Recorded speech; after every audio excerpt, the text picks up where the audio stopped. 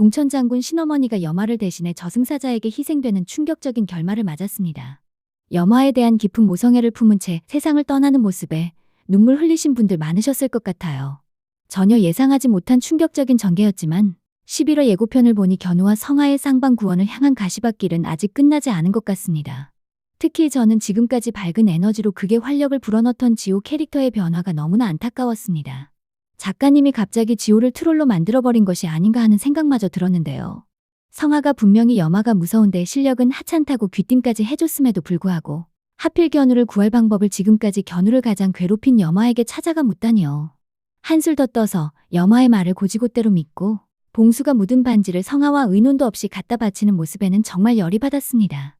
이처럼 반전에 반전을 거듭하는 견우와 선녀. 이제 단 2회만을 남겨두고 있는데요. 오늘 영상에서는 천지장군의 희생으로 악신의 조건을 갖춘 봉수의 선택은 무엇일지, 그리고 성하가 견우를 살리기 위해 3년 동안 실종 상태가 된 숨겨진 이유를 함께 파헤쳐 보겠습니다. 그 전에 제 영상이 궁금하시다면 구독과 좋아요 버튼 꼭 눌러주시는 것 잊지 마세요. 자, 이어서 봉수의 선택부터 이야기해볼까요? 봉수는 천지장군의 희생으로 악신이 될 조건을 완벽하게 갖추었지만 놀랍게도 악신이 되는 길을 포기합니다. 그의 진정한 소원은 악신이 되는 것이 아니라 오직 견우로 살면서 평범한 어른이 되는 것과 성하의 곁에 머무는 것이었으니까요. 강력한 힘을 얻을 기회마저 마다하고 견우로서의 삶을 택하려 했다는 점에서 그의 캐릭터는 더욱 짠하게 다가옵니다. 악신이 되어 세상을 파괴하거나 악행을 저지르는 것보다 성하의 존재를 더 소중히 여긴 것이죠. 사실 봉수가 악귀가 된 근본적인 원인은 장윤보에게 약속을 지키지 못했다는 죄책감 때문입니다.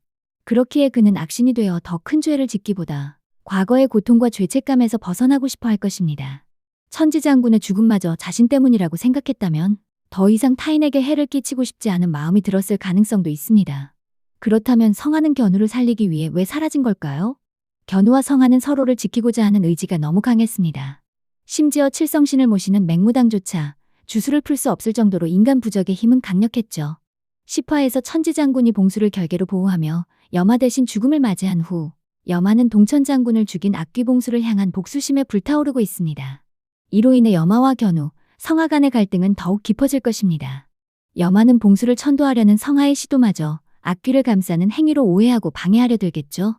만약 여마가 악귀 봉수를 제거하기 위해 견우를 죽이려 한다면 이는 곧 인간 부적인 성하의 죽음으로도 이어집니다. 따라서 11화 예고편에서 여마가 천지선녀의 죽음을 직접 언급하는 것은 봉수 제거를 위해 견우가 아닌 성하를 직접적으로 겨냥할 수도 있다는 섬뜩한 가능성을 제시합니다. 여마의 시선에서는 성하의 몸주신인 천지선녀가 봉수를 지켜주는 역할을 하고 있기 때문에 그 방패인 천지선녀를 먼저 없애야 한다고 생각하는 것입니다. 하지만 진실은 다릅니다. 천지선녀는 봉수의 방패이기도 하지만 동시에 봉수가 더 이상 악귀로서 존재하지 않고 본래의 존재로 돌아가거나 혹은 완전히 소멸하여 고통에서 벗어나도록 천도시킬 수 있는 유일한 존재입니다. 견우를 살리기 위해 아무 말 없이 모두의 곁에서 사라진다는 문구는 성하가 견우를 위해 어떤 중대한 희생을 감수하고 있음을 강력히 암시합니다.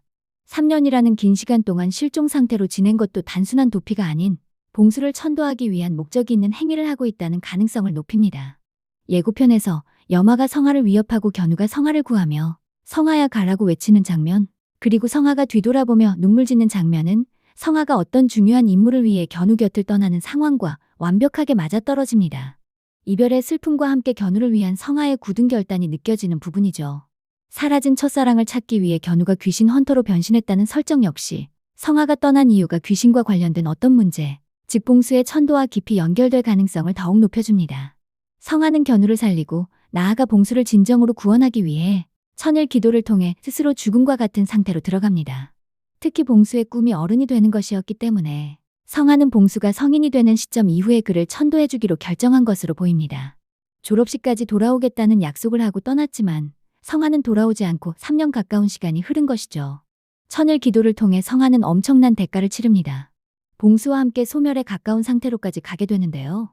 이때 맹무당이 성하의 수명 손실을 막거나 최소한으로 줄여달라고 칠성신에게 치성을 드리는 것이 중요한 변수가 됩니다. 더 나아가 맹무당은 칠성신에게 봉수에게 인간으로 살 수 있는 새로운 수명을 부여해달라고 빌 수도 있습니다.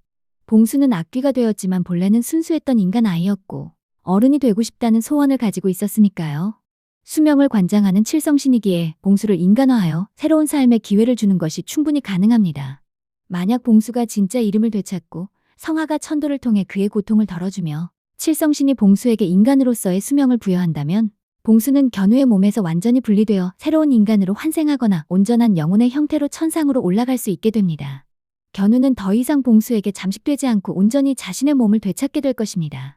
그리고 가장 중요한 것은 성화가 봉수를 천도하는 과정에서 모든 실력을 잃었지만 맹무당과 칠성신의 도움으로 목숨은 건질 수 있었다는 점입니다.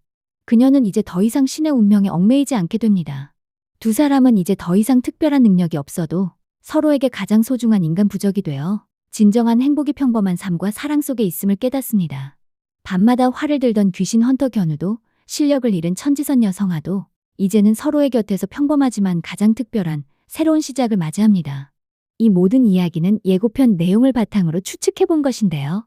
다른 의견이 있으시다면 댓글에 남겨주세요. 재밌게 보셨다면 구독, 좋아요, 알림 설정까지 부탁드립니다. 감사합니다.